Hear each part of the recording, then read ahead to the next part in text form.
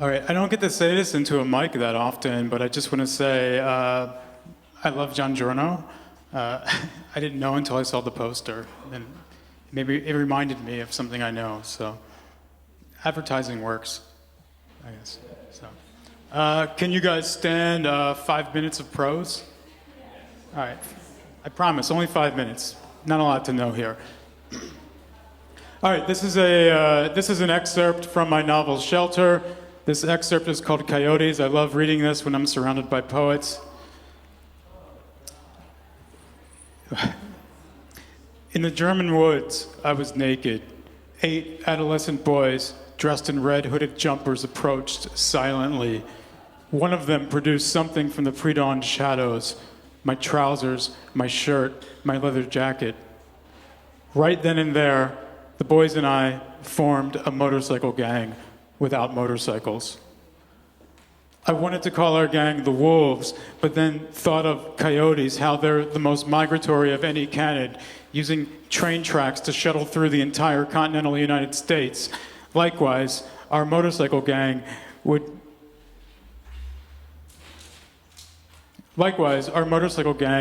used forgotten footpaths and rusted railways to read through the eastern backwoods of Germany and the lower depths of Bavaria. We stole chickens from coops, underpants from clotheslines, bread from windowsills, and on occasion, a cooling pie. We existed as a singular, unspoken terror, sensed but never viewed by the civilians, the stiffs, who worked and lived in the outside of the woods.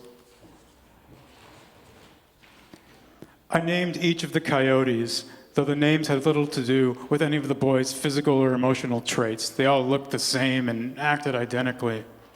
Naturally, I confused their names, and one could have very well been another. There was Mad Dog, there was Greaser, there was Sneaky Pete and Lawless Lou, and there was Mike the Bike, there was Preacher, there was Snakebite, and of course there was the Blade. There, I had done it, given them names, like the first man who'd crawled out from a hole in the rock, surveyed the world, and invented the word God. I had named them out of fear. During the day, we slept in burrows beside boulders. We found a suitable site. 2 of the boys would break the earth around it with sharp stones, fasten the twigs, loosening the dirt just enough so that the other 2 could crouch down, collect it with cupped hands, and pour it into folded arms of another 2 crouched behind them, who'd deposit it into baskets woven from twigs and yarn held by a 7th boy, who'd walk the basket of dirt, pebbles, millipedes, and woodlice to the nearest clearing and pour the contents on the ground, forming an enormous circle. The last boy ensuring the circle was kept in perfect form by walking its circumference and patting it with his foot. The boys would then hustle to interlock a mesh of tree branches spanning the perimeter of the burrow at an almost 45-degree angle and affix to them the adjacent boulder. Over the skeleton, they'd sew a makeshift tarp of tree bark and freshly scraped moss. These burrows were wide enough for 1, maybe 2 coyotes to sleep peacefully. But from what I remember, all 8 of the boys slept in there simultaneously without incident. During the daylight hours, I didn't sleep. Instead, I stood watch over the burrow, considering the colors of the forest at day, on the edge of sleep and alertness, all the oranges and reds and greens and browns and yellows and grays, all the voices, the echoes, the murmurs of what I've known from science classes at school, the webs of chlorophyll, pulses of cell sacs and reeds and spores about to be panic-flicked from home, pushing, pulling, falling, sprouting without end to infinity with insanity, whether I liked it or not, whether I'd seen it or not. I'd stand there day after day. The boys slept in a clusterfuck in a ditch covered with moss and bark, and at the blunted heel of my motorcycle boot. At night, we moved, traversing kilometers through the flat and hilly backwoods of Germany, perhaps crossing into Poland and Austria unaware. Borders are always conceptual, especially in the thick of night, especially to a motorcycle gang without motorcycles. Some nights we'd happen upon a patchwork graveyard along the perimeter of the woods. When we found such a place, we'd take pause, catch our breath, flop among the tombstones and mausoleums, snack on chestnuts and berries we'd gathered from the afternoon. It was in one of these graveyards that the first of the boys met death. While resting against a tombstone, taking in the moonlight, the others had a contest to see who could jump and clear a row of tombstones. 3 of the boys had already succeeded, and now Greaser was in midair when the gravedigger, who must have spotted Greaser's red hoodie in the distance, took a shot at him with a rifle, blowing a hole through the boy's chest as if he were a wild goose. Even in my horror, I had to admit the gravedigger was a dead shot. The gravedigger shouted, "Ghost children, terrorists!" continuing the onslaught of shots. Silently, the other boys and I scampered over the pointed cemetery gate and into the refuge of the woods. Looking back to curse the gravedigger, I could see Mike the bike dangling by his pant leg from a point on the gate. The gravedigger took advantage of this clean shot, taking the boys dangling upside down head clean off.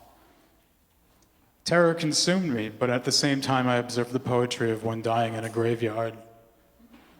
It wasn't long after that the remaining 6 boys met similar fates. Snoozing against a tree trunk while the rest of us gathered kindling, Snakebite was eviscerated by a wild boar that had caught the scent of truffles deep within the tree's gnarled roots. Mad Dog was bitten by a tiny brown spider. He was fine for the first day, but then his head swelled to the size of a pumpkin, his eyes and eardrums hemorrhaging. I lost Lawless Lou and Sneaky Pete on the train tracks as we crossed a worm-eaten trestle and 2 planks gave way. The boys dropped a mile below into the canyon without a scream. The preacher consumed a spotted fungus that had grown at the base of a fallen tree. Sweating profusely, he said he could understand fire and all knowledge, and then vomited until he lay contorted on the ground. After the death of the 7th boy, I swore to myself that I would not lose them all. We were a gang, and even if our gang was now only 2, it would remain intact. "There's no need to worry. I won't let anything bad happen to you," I said to the Blade, the last living boy. But no sooner had I said this that he stepped into a rusty bear trap. Death persuaded me to stop living as a vagabond and set down roots. I found a gargantuan tree resting at the bank of a river. Beside it was a cave, its entrance propped up with a tree branch. Although I'd never been there before, I felt a great familiarity with this place. In my mind were echoes of the past, this fallen tree beside the cave. It was at this moment that my 8 dead coyotes materialized out of the cave. Each of them was dressed in the red hoodies, just as I remembered them, but something was different, something I strangely hadn't noticed straight away. Each had my face, or at least I think they did.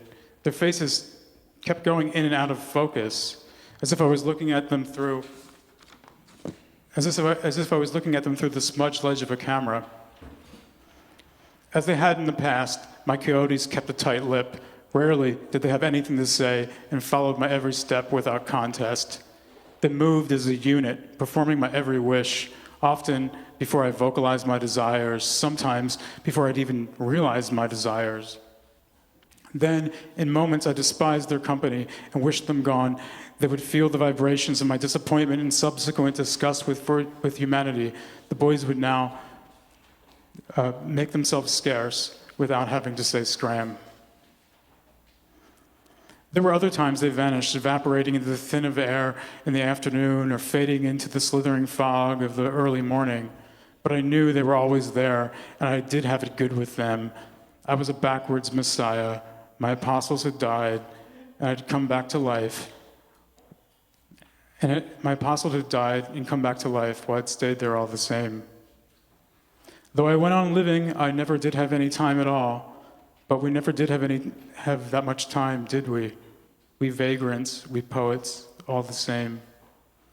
We take what we can in the pink and splattered dusk of the black forest, in the mournful twilight of the next day a-coming, In the first shallow breaths after orgasm, worked to the bone, unable to die, eaten by ghosts, here lives the vagrant, the poet, all the same. This is a twisted past I've chosen, I said aloud to myself one day.